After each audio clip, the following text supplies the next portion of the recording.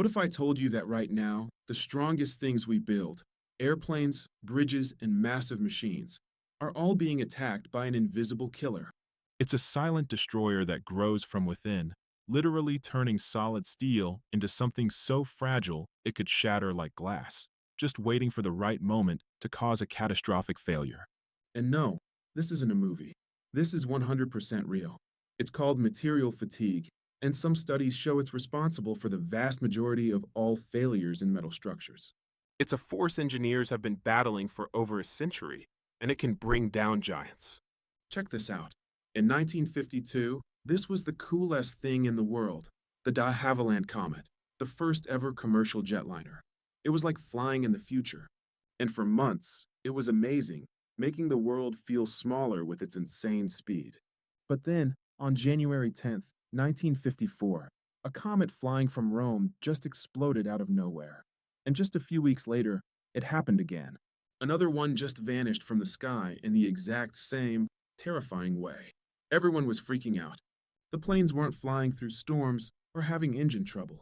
They were literally falling apart midair for no reason. The cause was a complete mystery, a hidden flaw nobody saw coming. That invisible killer was material fatigue. And today, we're going to expose this destructive force. We are going to dive into the microscopic world of stress and strain, look at the insane tools used to stop it, and see how these crazy disasters made our modern world so much safer. So what is material fatigue? I'm going to show you. Take a paperclip. Try to pull it apart. You can't, right? The metal is way too strong. But if you bend it back and forth, over and over and over in the same spot, it snaps. Easy. You didn't get stronger. You just applied a little bit of stress repeatedly. That is the basic idea behind fatigue. It's damage that happens when you put something under stress again and again. And the craziest part? The stress that causes it is way lower than the force it would take to break it in one go. This all happens in 3 stages. Stage 1. A tiny crack is born. On a microscopic level, nothing is perfect. Every material has tiny little scratches or flaws. When you stress the material over and over, all that stress gets focused on these tiny spots. Imagine a river flowing around a rock. The water speeds up right at the edge. Stress does the exact same thing, and a microscopic crack starts. Stage 2. The crack starts to grow. Every time the material is stressed, every single flight a plane takes, every car that crosses a bridge, that tiny crack gets a little bit bigger. It's so small you can't see it, but it never, ever stops. And finally, stage 3, catastrophe. The crack grows and grows until there's not enough good material left to hold the load. And then it all fails, instantly, with zero warning. This is exactly what happened to the Comet jetliners. The cabin was pressurized and depressurized on every flight. That was the cycle. The plane's square windows had sharp corners, which created the stress points. And with every flight, the cracks grew until the plane just ripped itself apart in the sky. The Comet disaster was insane, but it forced engineers to invent tools to fight this invisible killer. And one of their most powerful weapons is the SN curve. Imagine we have dozens of identical metal bars. We put the first one in a machine and hit it with a huge amount of stress over and over. It breaks after just 1,000 cycles. For the next one, we use a little less stress. This one might last 10,000 cycles. As we keep doing this, the less stress we use, the insanely longer it lasts. If you graph all this, with stress on one side and the number of cycles to failure on the other, you get an SN curve. This curve is basically a material's secret fingerprint. It tells an engineer roughly how long a component will last under a specific, repeating load. For some materials like steel and titanium, the curve actually goes flat. This is the endurance limit. It's a magic number. Any stress below this line, and the material can, in theory, handle an infinite number of cycles and last forever. If engineers can design a part so that its working stresses are always below this limit, it should be totally safe. But other materials like aluminum don't have this magic limit. Their SN curve just keeps going down.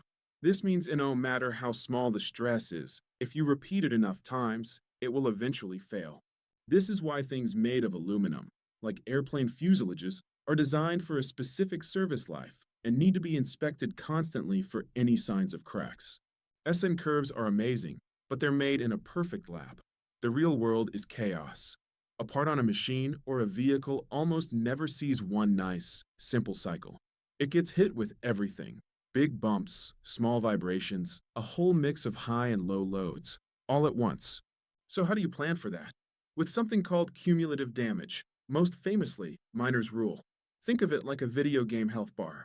Every single stress cycle, no matter how big or small, uses up a tiny piece of the material's total life. Miner's rule lets you literally add up the damage from all the different cycles to estimate when the health bar is going to hit 100%. Boom. Failure. But wait, it gets even more complicated. There's also something called mean stress. A normal SN curve is for a load that bends something back and forth equally. But what if a part is already being pulled on, and then you add the smaller cyclic load on top of it? That constant pull is the mean stress, and it makes it way easier for cracks to open and grow, so the part fails faster. On the other hand, if the part is being squeezed, it can actually help hold cracks closed and make the part's life longer. Engineers use incredible tools like the Goodman relation that do the math for all of this, giving them a much more realistic and safer estimate of when something will actually break in the real world. So the SN method is amazing for predicting when a crack might start in a perfect part. But what if a defect is already there from day one? This is where engineers bring out the big guns: fracture mechanics. Fracture mechanics flips the whole problem upside down. It doesn't ask when a crack will form. It assumes a crack is already there, maybe a tiny one that's impossible to find. The new questions are: how fast will that crack grow?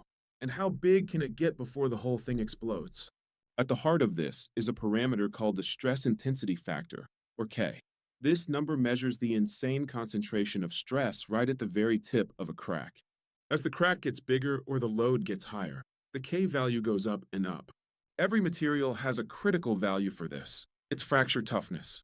This is a basic property of the material. If the stress intensity K at that crack tip ever reaches the material's fracture toughness KIC, the crack will go wild and spread almost instantly. Game over. Immediate, total failure. This damage-tolerant way of thinking has revolutionized safety, especially for airplanes. Engineers use fracture mechanics to calculate how much a potential crack will grow with every single flight. This tells them exactly when to inspect a part. Maintenance crews can then look for cracks before they get anywhere near a dangerous size, making sure a potential failure is caught and fixed long before it can become a massive disaster. This relentless effort to understand failure is what makes modern engineering so incredible. By studying the invisible world of microcracks and stress, we've learned to build things that are safer and more reliable than ever before. If you think this stuff is as cool as I do, smash that subscribe button for more insane engineering stories.